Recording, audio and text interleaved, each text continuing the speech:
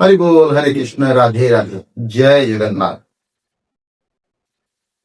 बंधुगण, ମୁଁ ଆଜି ଆପଣଙ୍କୁ ଗୋଟେ ବିଷୟରେ ଆଲୋଚନା କରିବା ପାଇଁ ଯାଉଛି, ଯୋଉଟା କି ନିଶ୍ଚିତ ରୂପେ ମୋ ହିସାବରେ ଗୋଟେ ଗୁରୁତ୍ୱପୂର୍ଣ୍ଣ ବିଷୟ ବୋଲି ମୁଁ ଆପଣଙ୍କୁ ସେଥିପାଇଁ ଜଣାଇବା ପାଇଁ ମତେ ଠିକ ଲାଗିଲା। ଯଦି ଆପଣ ଛୋଟ ପିଲା ନେଇକି ପୁରୀ ଆସୁଛନ୍ତି, ତାହେଲେ ଆପଣ ନିଶ୍ଚିତ ରୂପେ ଏ ଭିଡିଓଟିକୁ ଶେଷ ପର୍ଯ୍ୟନ୍ତ ଦେଖିବା ପାଇଁ ମୁଁ ଅନୁରୋଧ କରେ। କାରଣ ଆପଣଙ୍କର ଗୋଟେ ଛୋଟ ଭୁଲ ଆପଣଙ୍କୁ ଆପଣଙ୍କ ପିଲାଙ୍କ ଠାରୁ ସବୁଦିନ ପାଇଁ ଅଲଗା କରିଦେଇପାରେ। କଥାଟା ଶୁଣି ଆପଣଙ୍କୁ ଆଶ୍ଚର୍ଯ୍ୟ ଲାଗୁଥିବ, କିନ୍ତୁ ନିଶ୍ଚିତ ରୂପେ ଏଇଟା ସତ କଥା ଆଜ୍ଞା।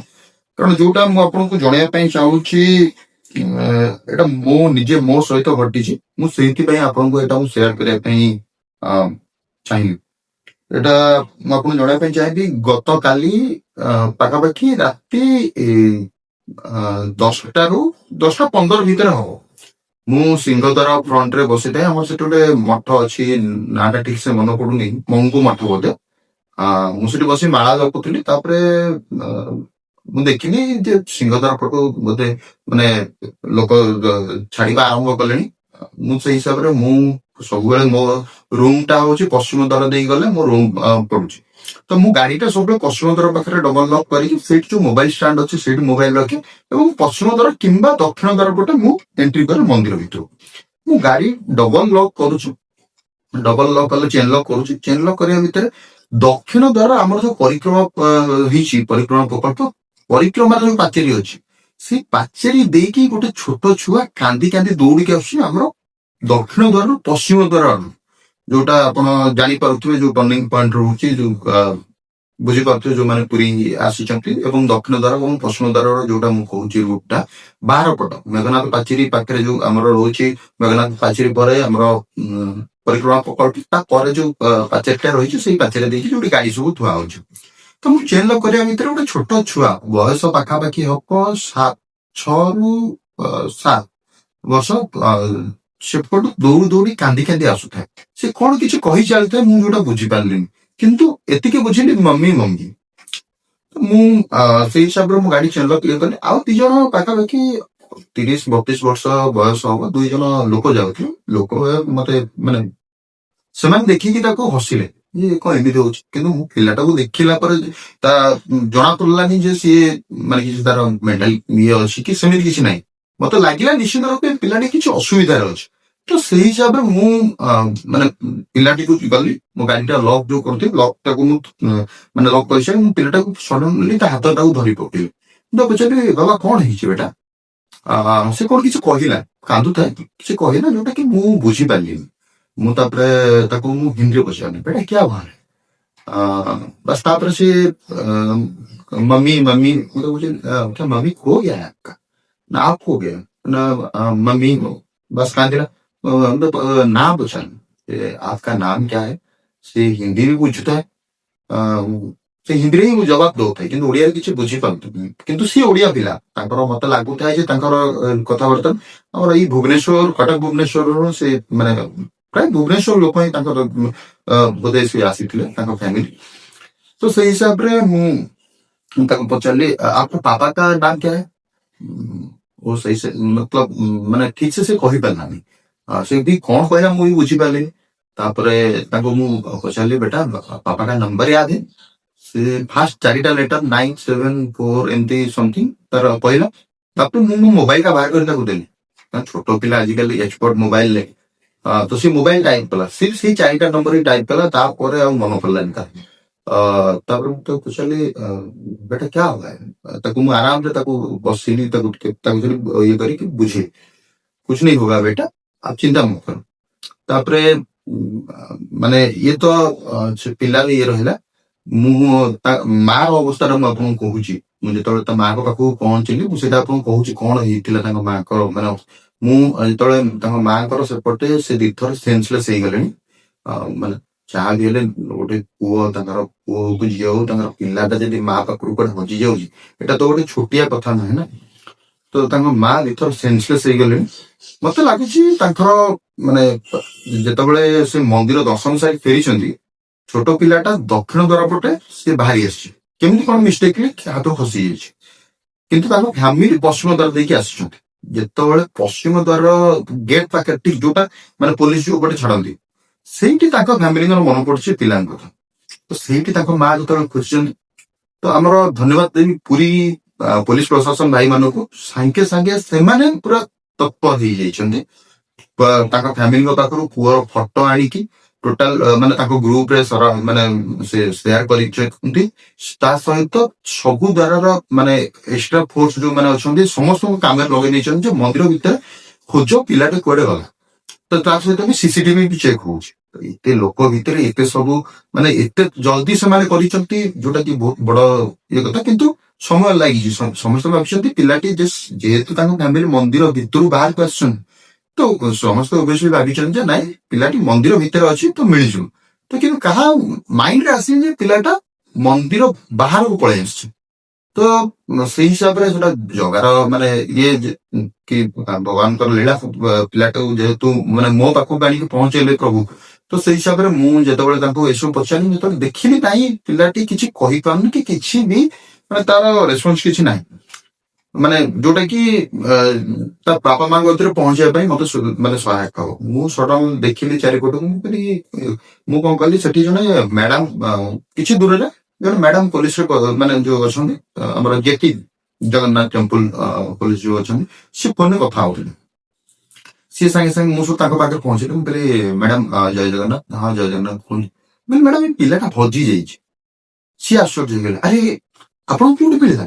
ଆମେ ସମସ୍ତେ ନୟାନ୍ତ ହେଇଗଲୁଣି ଆକୁ ଖୋଜିକି। ମାନେ ପାଖାପାଖି ଅଧଘଣ୍ଟା ହବ ସବୁ ପୋଲିସ ମାନେ ଭାଇ ମାନେ ପୁରା ବ୍ୟସ୍ତ ହେଇ ପଡିଲେଣି। ମନ୍ଦିର ସାରା ମନ୍ଦିର ପରିକ୍ରମା ପୁରା ଇଏ କରିସାରିଲେଣି। ମୁଁ କହିଲି ଏମିତି ଦୌଡ଼ିକି ଆସି ସେ ସାଙ୍ଗେ ସାଙ୍ଗେ ପିଲାର ହାତ ଧରିଲେ, ମତେ କହିଲେ ଆପଣ ଚାଲନ୍ତୁ।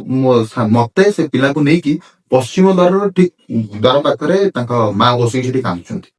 ମୁଁ ଯେତେବେଳେ ଯାଇକି ପିଲାଟିକୁ ନେଇକି ସେଠି ପହଞ୍ଚି ଯାଇଛି, ତାଙ୍କ ମା ମାନେ ଏତେ ଜୋରରେ ସେ ପିଲାଟାକୁ ମାନେ ଜାବୁଡି ଧରିକି ଏତେ ଜୋରରେ ମାନେ ଭୋ ଭୋ ହେଇ କାନ୍ଦି ପକେଇଲେ। ଯାହା ବି ହେଲେ ମା ର ମନ ଆଉ ସେ କେମିତି ସମ୍ଭାଳିବ, ଯେତେବେଳେ ତାଙ୍କ ଛୁଆଟା ଏତେ ସମୟ ହେଲାଣି ତାଙ୍କ ଭିତରୁ ଦୂରେଇ ଯାଇଛି। ମାନେ ତ ସେଇ ହିସାବରେ ଆଶ୍ଚର୍ଯ୍ୟର କଥା, ସେ ପୁଅ ବି ଯେତେବେଳେ ତାଙ୍କ ମାଆକୁ ଦେଖିଲା, ମମି ମମି କହିକି ପୁରା ମାନେ ସିଏ ବି କାନ୍ଦି ପକେଇଲା। ସିଏ ତା କାନ୍ଦ ବି ମାନେ ବହୁତ ଜୋରେ ହେଇଯାଇଥିଲା। ତ ମତେ ମାନେ ଯେତେବେଳେ ସମସ୍ତେ ସବୁଠୁ ପଚାରିଲେ କୋଉଠୁ ମିଳିଲା, କେମିତି ମିଳିଲା, ସେ ପୋଲିସ ମ୍ୟାଡାମ ଯୋଉ ଥିଲେ ସେ କହିଲେ ଏଇ ବାବୁ ଜଣକ ପାଇକି ଆଣିକି ମତେ ଦେଲେ, ଆମେ ସେଇ ହିସାବରେ ମୁଁ ତାଙ୍କୁ ନେଇକି ଆସିଲି।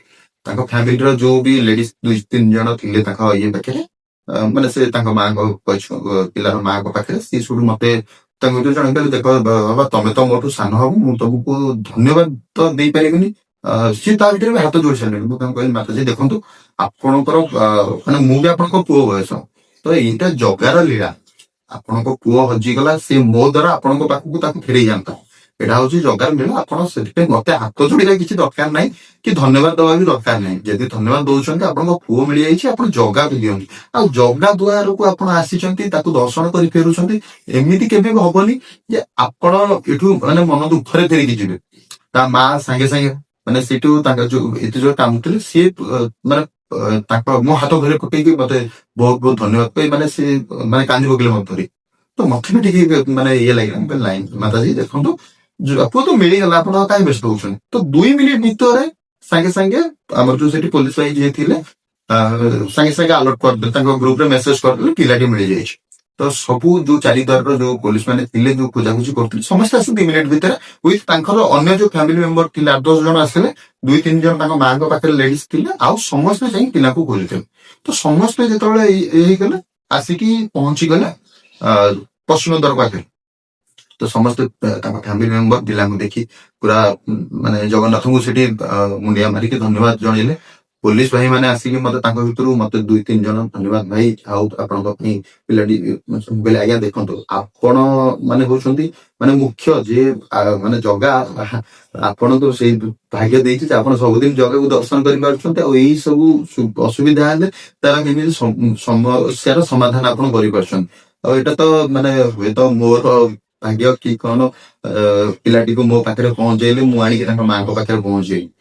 ତ ସେଇ ହିସାବରେ ଆଉ ଗୋଟେ କଥା ମୁଁ ଆପଣଙ୍କୁ ଜଣେଇବି ଯେ ଏଥିରେ ପିଲାଟି ତାଙ୍କ ମାଙ୍କ ସହିତ କଥା ହେଲା ପରେ ସେ କହିଲେ, ମୁଁ କହିଲି ପିଲାଟି ଓଡିଆ ବୁଝିପାରୁନି। ନା ନାଇଁ ନାଇଁ, ସିଏ ଓଡିଆ, କିନ୍ତୁ ସିଏ ତା ଭାଷା ସେ ଅଧା ହିନ୍ଦୀ କହେ ଆଉ ଅଧା ଓଡିଆ ବି କହେ। ତ ସେଇ ହିସାବରେ ମୁଁ ତାଙ୍କ ମାଙ୍କୁ ମୁଁ କହି ଦେଖନ୍ତୁ ଆଜ୍ଞା, ପ୍ରଥମ ଆମର ମାତୃଭାଷା ହଉଛି ଆମର ଓଡିଆ।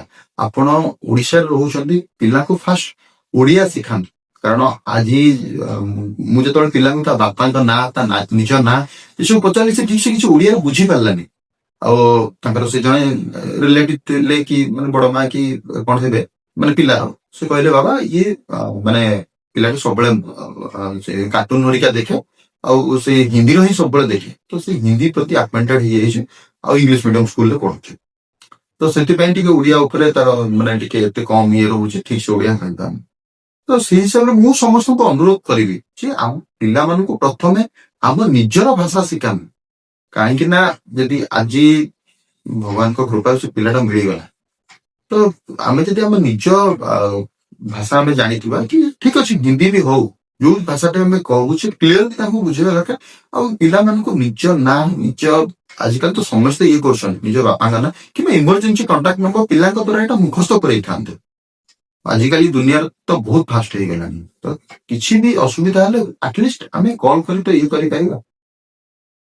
ଆଉ ଯେତେବେଳେ ତାଙ୍କ ଫ୍ୟାମିଲି ସେଠୁ ମନ୍ଦିର ଦର୍ଶନ ସାରି ଯେତେବେଳେ ତାଙ୍କ ପିଲାକୁ ପାଇଲେ, ଗଲାବେଳେ ସେ ବହୁତ ଖୁସି ହେଇକି ଗଲେ। ଯେ ମୁଁ ତାଙ୍କୁ ସମସ୍ତଙ୍କୁ କହିଲି ଆପଣ ଜଗନ୍ନାଥଙ୍କୁ ଧନ୍ୟବାଦ କରି ଆଉ ଥରେ ମୁଣ୍ଡିଆ ମାରିକି ଯାଆନ୍ତୁ, ଯେ ଜଗା କେବେ ବି କାହାକୁ ଏଠୁ ତା ଦୁଆର ମୁହଁରୁ ମନ ଦୁଃଖ କରି ଫେରେଇନି।